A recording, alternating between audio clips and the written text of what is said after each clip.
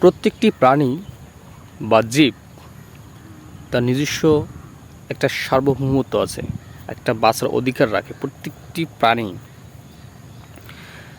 তার বাঁচার সেই হস্তক্ষেপটা আমরা কেড়ে নিতে পারি না।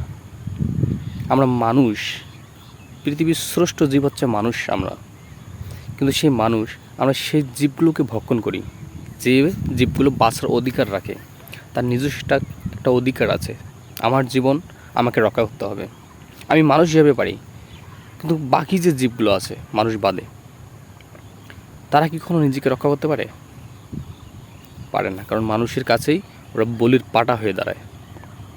প্রত্যেকটি মানুষ এই জীবগুলোকে ভক্ষণ করতেছে, যার প্রত্যেকটি বাঁচার অধিকার আছে, কিন্তু আমরা জেনে শুনেই পাপ করতেছি। আমাদের ওই জীবগুলোকে না খেলে, না মারলে হবেই না, আমরা বাঁচতেই পারবো না। এটা আমাদের একটা মাইন্ড সেট আপ হয়ে গেছে যে না, আমাদেরকে খাইতেই হবে। এটাই সত্য। আর অনেক পণ্ডিত আছে যে না, এগুলো করতে হয়, এগুলো শাস্ত্রে লেখা আছে, খাইতে হবে। কিন্তু না, আপনি বিবেচনা করে দেখুন যে প্রত্যেকটি জীবের একটা নিজস্ব অধিকার আছে, বাঁচার অধিকার আছে। আমি ওকে সৃষ্টি করিনি, উপরে একজন আছেন, উনি সৃষ্টি করেছেন প্রত্যেকটা জীবকেই, আমাকেও সৃষ্টি করেছেন, মানুষকে।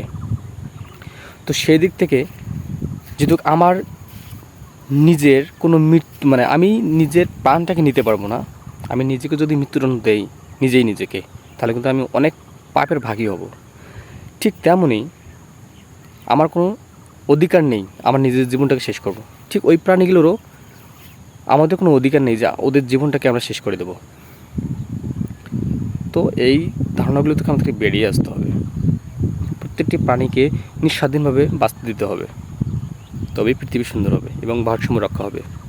তো থ্যাংক ইউ।